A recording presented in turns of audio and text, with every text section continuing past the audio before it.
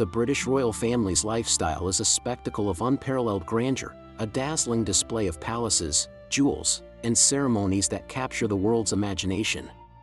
We often hear about the sovereign grant, the taxpayer-funded allowance that covers their official duties, but this is merely the tip of a colossal financial iceberg. Beyond the public purse lies a vast, private fortune, a river of wealth flowing through centuries of British history, with origins far murkier than most people realize. So, where does the rest of the money come from? The answer leads us to ancient titles and sprawling estates, specifically to a portfolio known as the Duchy of Lancaster. This isn't just a piece of land, it's a multi-million-pound private estate, a financial powerhouse that has belonged to the reigning monarch for over 600 years, providing a personal income stream separate from any government funding. The Duchy of Lancaster comprises nearly 46,000 acres of land across England and Wales, including prime commercial properties in London, historic castles, and vast tracts of agricultural and residential land. Its profits, which run into the tens of millions of pounds annually, flow directly to the sovereign through an entity called the Privy Purse. This arrangement provides the monarch with a significant degree of financial independence, a private fortune to be used as they see fit, away from the direct scrutiny that taxpayer money receives.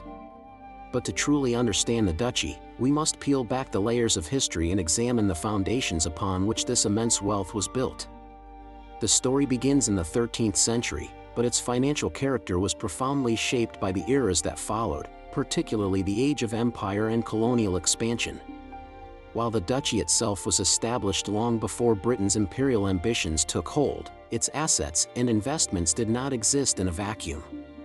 They grew and appreciated in value during a period when the British economy was inextricably linked with the exploitation of colonies and, most disturbingly, the transatlantic slave trade.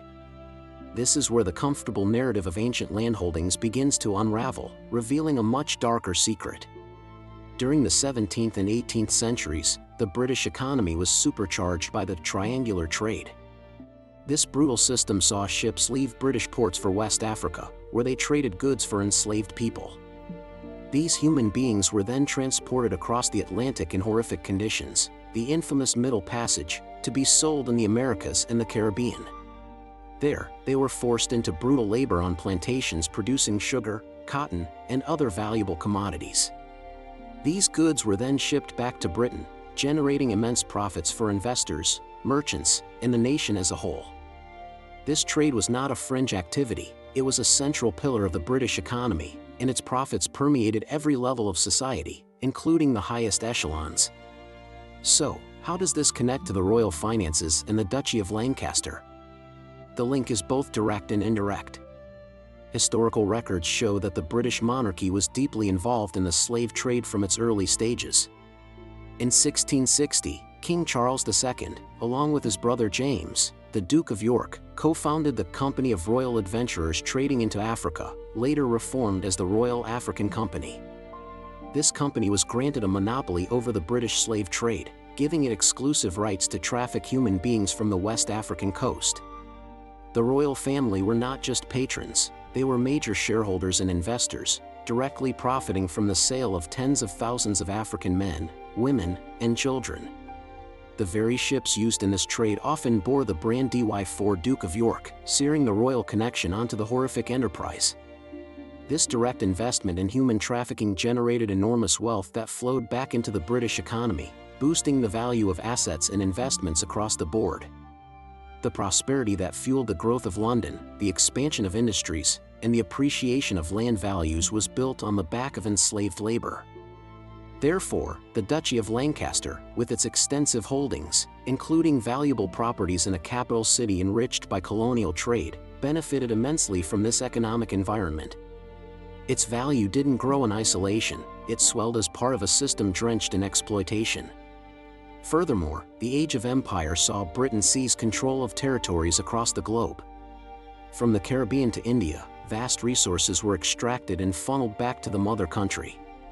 Colonial exploitation was systematic, involving the seizure of land, the imposition of unfair taxes, and the violent suppression of local populations.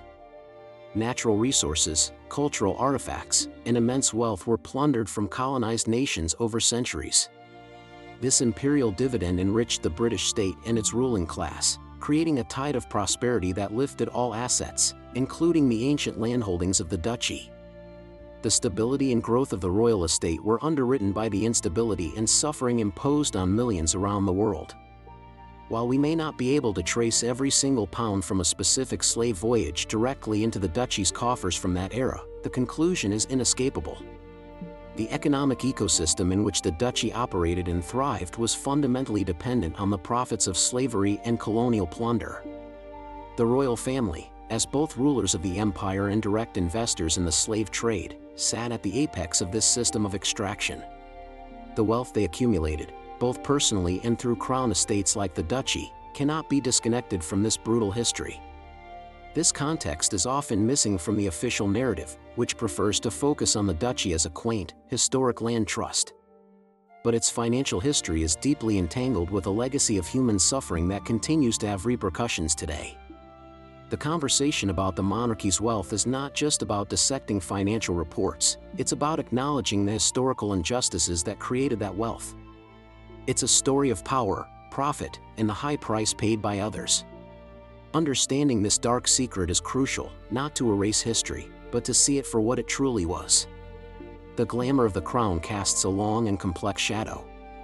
If you find these hidden histories as fascinating as I do, be sure to subscribe to my channel, Historical Repo, for more deep dives into the stories that shaped our world.